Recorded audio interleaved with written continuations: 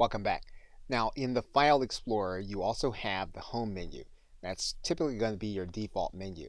And it has a couple of things that you may not have seen in prior versions. First thing you're going to be able to see is on the very left-hand side, you have a pin to quick access.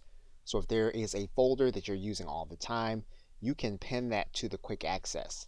So for example, if we were to take this folder, Users, what we could do is we can click the pin to quick access area, and then that users folder is then going to be part of this area that we're going to be able to access all of the time. If we want to unpin from this area, we can right click. You'll see that you have a menu area, and what you can do is you can click this link that says unpin from quick access. Standard to the home menu, you're always going to have your copy and paste commands. What's different is you may not have seen that you have a copy path command.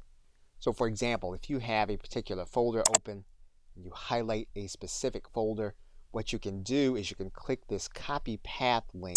That's going to give you the copy path, and you can then place that in the address bar in any File Explorer window. So for example, if we were to open this File Explorer window, once the area is open, we can then paste the path. We're going to take out the parentheses, and then we can then click this path, and what's going to happen then is that folder will then be available to us in the File Explorer menu.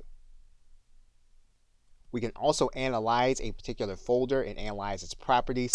We can highlight the folder. We can then open up the properties, and then we'll be given the information about everything that's in that folder in this properties dialog box.